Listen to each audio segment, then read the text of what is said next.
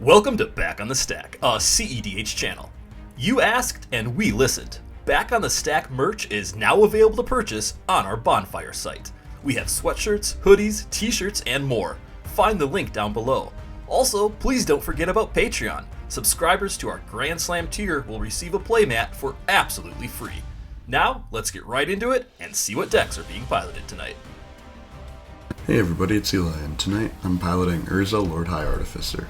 This deck seeks to create infinite mana as quick as possible through a variety of different ways and sink it into Urza. For game 1 I kept my first 7, which is pretty obvious why I kept it.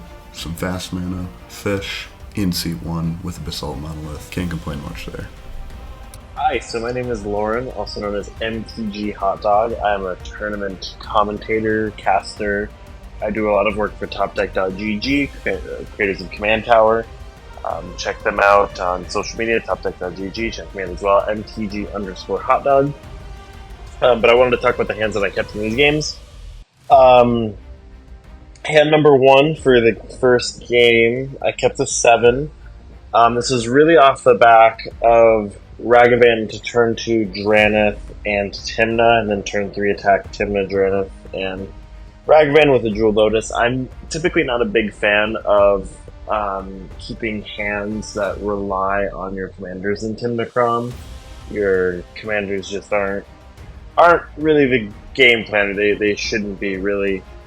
And based on my seat position and where and how the commanders are valued in all the other players' decks, I kept this for the early Drannith.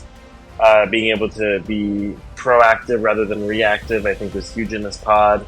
And then just having the draw card pass plan that Tymna Kraum loves to have. Howdy, my name is Levi, and today I'm playing Roxanne, Starfall Savant. This is a Gruul control list that makes a lot of mana and can win with Dockside loops or Food Chain loops.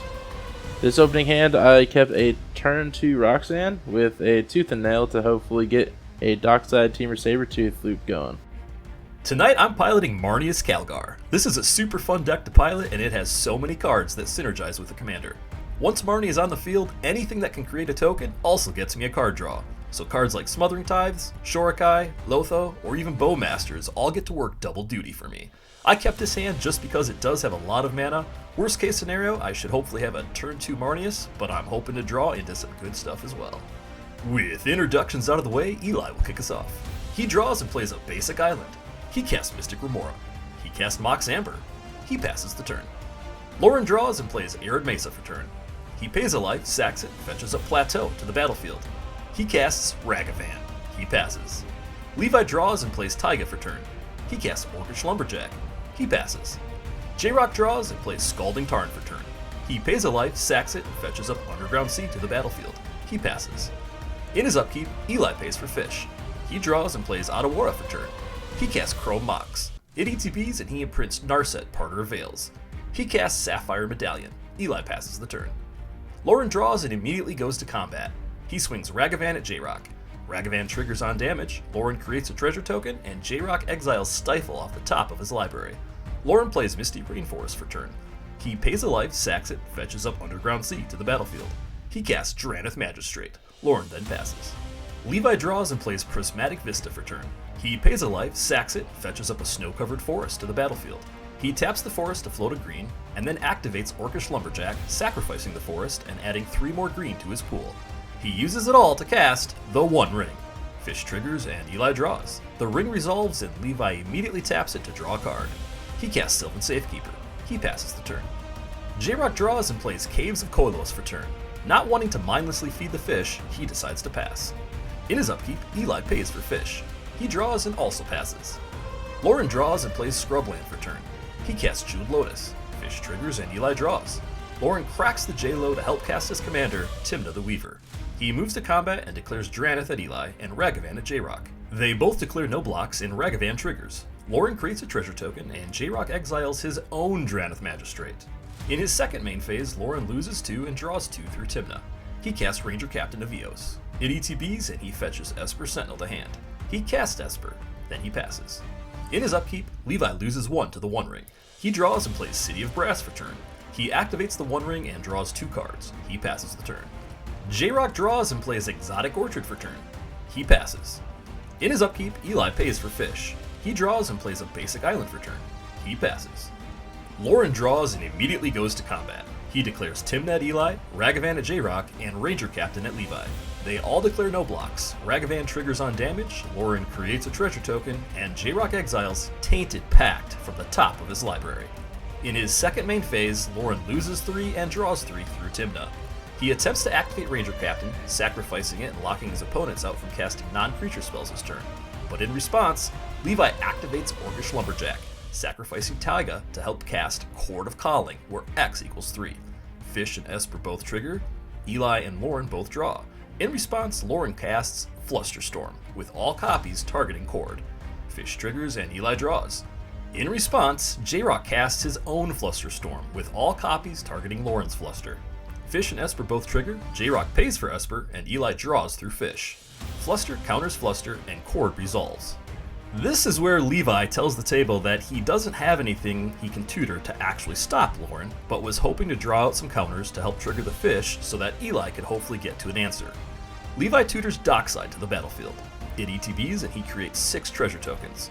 He hardcasts Force of Vigor, targeting Esper and Eli's Mox Amber. Fish triggers and Eli draws.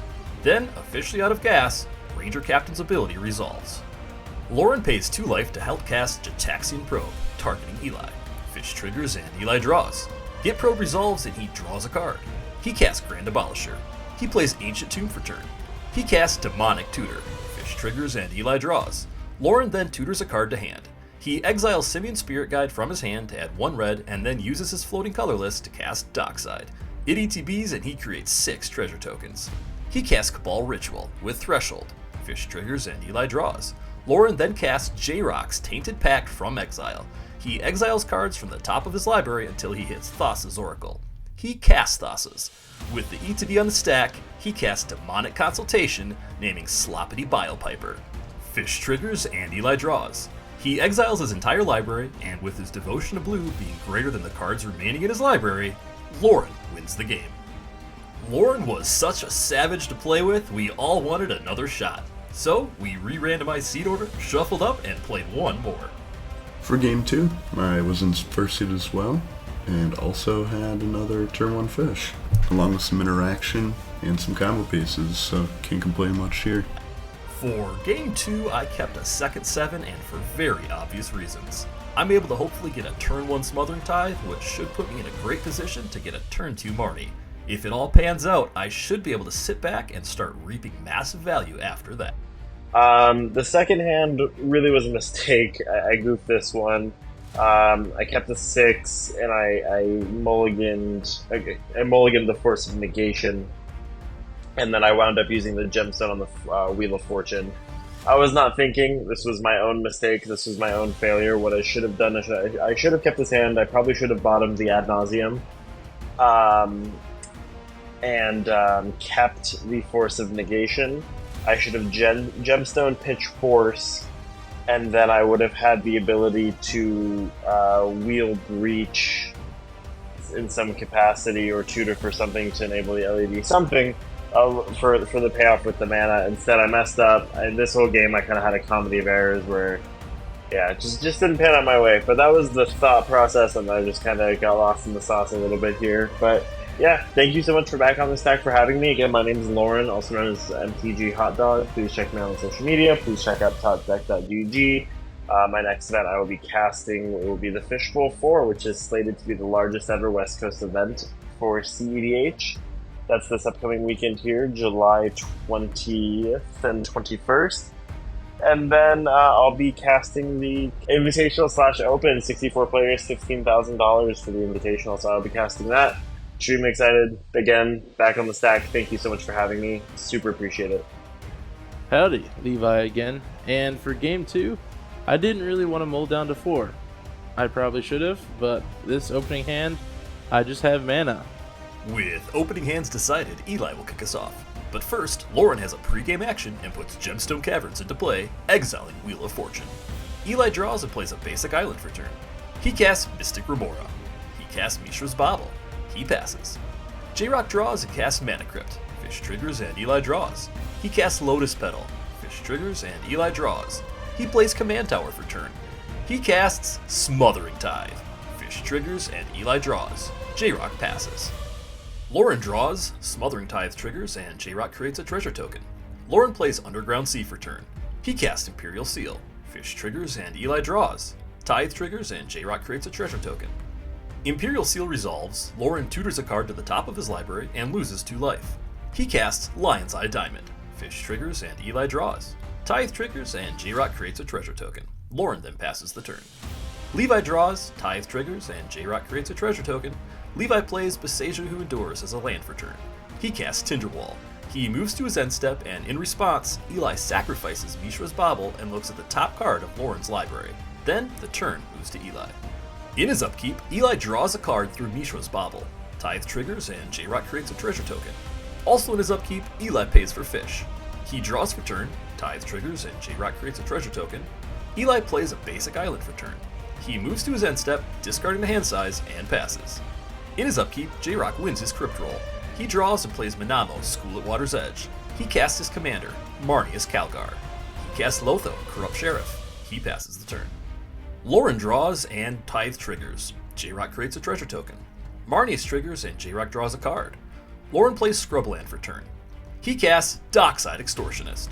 With the ETB on the stack, J-Rock cracks all 4 of his treasures, floating 2 black and 2 blue. Then, Loren creates 3 treasure tokens. He attempts to move through phases, and in response, J-Rock casts Vampiric Tutor. Fish triggers and Eli draws. Tithe triggers and J-Rock creates a treasure token. Marnie triggers and he draws a card. With Vamp on the stack, Eli pays 2 life to help cast Mental Misstep. It resolves and counters Vamp Tutor. Still in response to changing phases, J-Rock flashes in Opposition Agent. Lotho triggers on his second spell cast, he loses a life and creates a treasure token. Marnie triggers and he draws a card. In his second main phase, Loren casts his commander, Tymna. Lotho triggers from his second cast, J-Rock loses a life, creates a treasure token, and draws through Marneus. Then Loren passes the turn. Levi draws, Tithe triggers, and J-Rock creates a treasure token and draws through Marnie. Levi plays Carplusian Forest as land for turn. He casts Soul Ring. Fish triggers and Eli draws. Tithe triggers, J-Rock creates a treasure token and draws through Marnie. Levi sacrifices Tinderwall, adding 2 red to his pool. He then casts his commander, Roxanne, Starfall Savant. Lotho triggers from his second spell, J-Rock loses a life and creates a treasure token and draws through Marnie. Then Roxanne ETBs and Levi creates a tapped Meteorite. It ETBs and he has it do 2 damage to Lotho. Levi passes the turn. In his upkeep, Eli sacrifices Mystic Remora. He draws and Tithe triggers. J-Rock creates a treasure token and draws through Marnie. Eli casts Jeweled Amulet. He attempts to move to his end step, and in response, J-Rock casts Enlightened Tutor. It resolves and he tutors Power Artifact to the top of his library. Then the turn moves to J-Rock. In his upkeep, J-Rock wins his Crypt Roll. He draws and plays Scalding Tarn as land for turn. He casts Grim Monolith. He casts Power Artifact, targeting Grim Monolith. In response, Eli casts Resculpt, targeting Grim Monolith. In response, J-Rock hard casts Mindbreak Trap. It resolves and exiles Resculpt. J-Rock then presents a loop of creating infinite colorless mana through Grim Monolith and Power Artifact. He casts Walking Ballista, where X equals 420. He removes counters from Ballista, pinging all of his opponents to death, and J-Rock wins the game. We always have a blast jamming cEDH games, and tonight was no exception. In Game 1, Loren showed us why Tymna Kraum is arguably the best meta deck at the moment. Of course, hitting some pretty solid Ragavan cards off the top always helps too. In Game 2, J-Rock demonstrated how Marneus Calgar can run away with a game once it has some of the many engines online. Thanks to Loren for taking time out of his busy schedule to play several games with us. Please check out the deck links listed below, and we will see you back on the stack.